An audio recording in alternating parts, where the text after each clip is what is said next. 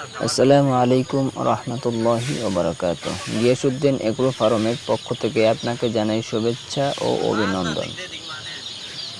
এই ভিডিওতে কিছু মুরগির বাচ্চার সম্পর্কে কিছু কথা বলবো। মনোযোগ দিয়ে শুনবেন, শুরু থেকে শেষ পর্যন্ত মনোযোগ দিয়ে দেখবেন, অথবা কথা বললে মনোযোগ দিয়ে শুনবেন।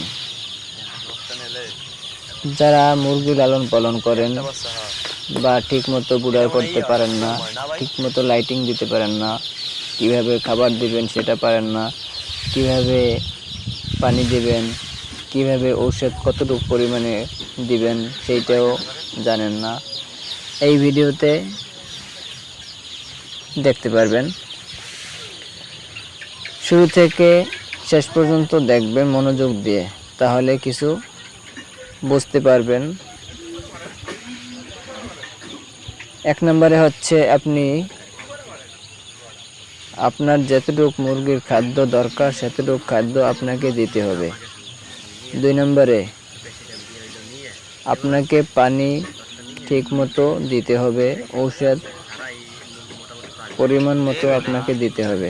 আপনি যদি ঔষধের বেলায় উল্টাপাল্টা করেন তাহলে মুরগির সমস্যা হইতে পারে।